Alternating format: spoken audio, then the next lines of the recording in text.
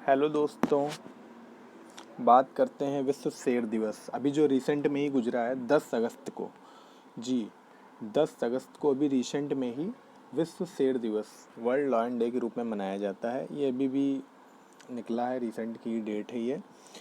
तो इसकी शुरुआत साल 2013 में की गई थी, ताकि शेरों की जो दुर्दशा है उसको और इन मुद्दों को लोगों को जागरूक किया जा सके, ताकि लोग इन सब बातों में सोचें कि यार उनको भी बचा के रखना है लॉयंस को, क्योंकि धीरे धीरे जो लॉयन है वो कम होते जा रहे हैं। क्योंकि एक ज़माना था जब समझो कि हम लोग कुछ मतलब कि मानो जो जनसंख्या थी वो बिल्कुल वृद्धि हुई नहीं थी, तब शेर शेर ही शेर हुआ करते थे इस पृथ्वी पे। तो इसके चलते 2013 से विश्व शेर दिवस मनाया जाने लगा।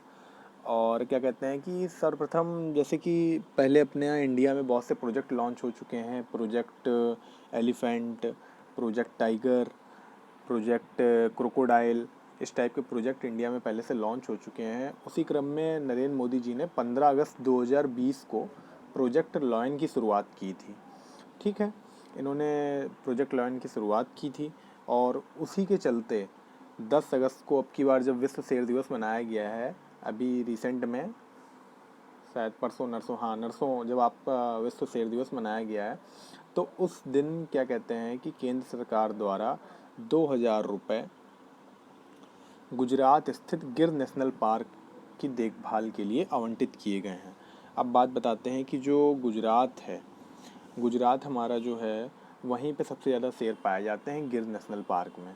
ठीक है, इंडिया में सबसे ज़्यादा जो शेर हैं, शेरों के लिए वो फेमस है। गिर राष्ट्रीय उद्यान गुजरात का वो शेरों के लिए फेमस है। तो उसके लिए केंद्र सरकार ने 2000 करोड़ रुपए की राशि आवंटित करी है, ताकि वहाँ पर शेरों की देखभाल हो सके, उनका प्रॉपर ख्याल रखा जाए, मतलब ट्रीटमेंट, खाना पीना।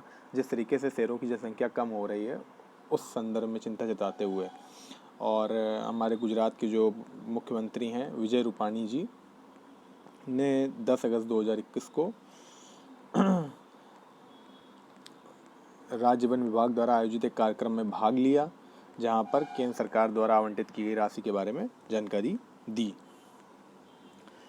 और क्या कहते हैं कि इसी क्रम में मोदी जी ने भी उस दिन ट्वीट किया, विश्व शेर दिवस वाले दिन, कि उन्होंने लिखा कि शेर राष्ट्रीय और साहसी होता है, भारत को एशियाई शेरों के घर होने पर गर्व है। विश्व शेर दिवस पर मैं शेर संरक्षण के प्रति उत्साही सभी लोगों को बधाई देता हूँ। मतलब ये तो चलो बधाई की बात हो गई, बाकी जो उन्होंने काम किया कि उन्होंने प्रोजेक्ट लॉन्च किया था 15 अगस्त 2020 को, जिसके चलते उन्होंने अब 2000 करोड़ रुपए का फ़ंड प्रोवाइड कराया है इस साल 10 अगस्त को। तो ये बहुत ही अच्छी बात है। इससे पता चलता है कि बात ये होती है ना कि इंडिया का पैटर्न, इंडिया का जो पर्यटन में भी एक हिस्सा बना रहता है ना, कि भाई यहाँ पर भी लॉयन हैं। एशियाई शेरों का घर इसको इसलिए बोला जाता है भारत को, कि यहाँ पर हमेशा से लॉयन थे ज़्यादा, पर अब धीरे धीरे कम होते चले जा रहे हैं, बहुत ही कम हो गए हैं फ़िलहाल। अब तो मान लो 500-600 में आंकड़े हैं, लेकिन तब भी ठीक है, इतना कोई बुरा नहीं है अगर हमारे यहाँ, क्योंकि हमारे यहाँ की जो सरकार है वो जागरूक है और वो प्रॉपर फंड प्रोवाइड कराती है इस काम के लिए।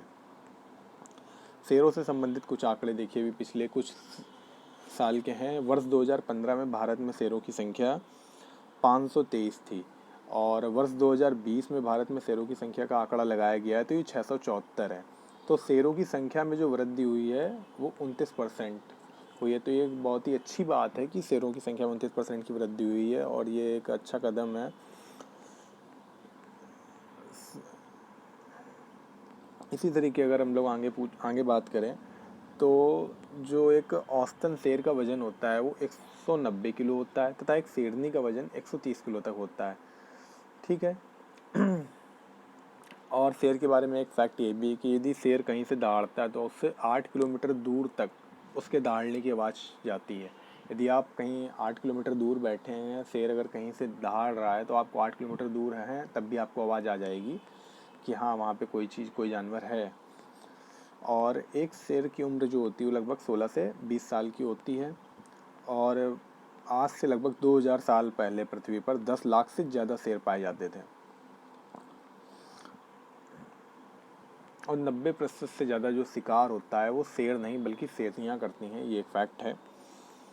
देखिए आगे देखते हैं, आगे कुछ प्रजातियाँ दी हुई हैं शेरों के बारे शेरों की। और यदि मैं बात करूं तो ये तो प्रजातियां हो गई शेरों की, ये तो मान लो एक पढ़ने के एंगल से अच्छी चीज़ है। बाकी मैं आपको बताता हूँ कि देखिएगा, जिस तरीके से ये प्रोजेक्ट लॉयन है उसी तरीके से बहुत से पहले से इंडिया में लॉन्च किए जा चुके हैं। ऐसे एक आता है प्रोजेक्ट टाइगर, ये 1973 में। एक आता है प्रोजेक्ट एलिफेंट, ये 1992 में। एक प्रोजेक्ट क्रोकोडाइल 1975।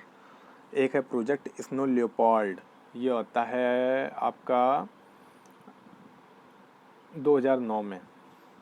इस तरीके से बहुत से प्रोजेक्ट वन्य जीवों को संरक्षित करने के लिए लॉन्च किए गए हैं समय समय पर भारत सरकार द्वारा। अगर आपको वीडियो अच्छा लगा हो तो लाइक, शेयर एंड सब्सक्राइब करें, और हाँ, बेल आइकन दबाना ना भूलें। धन्यवाद।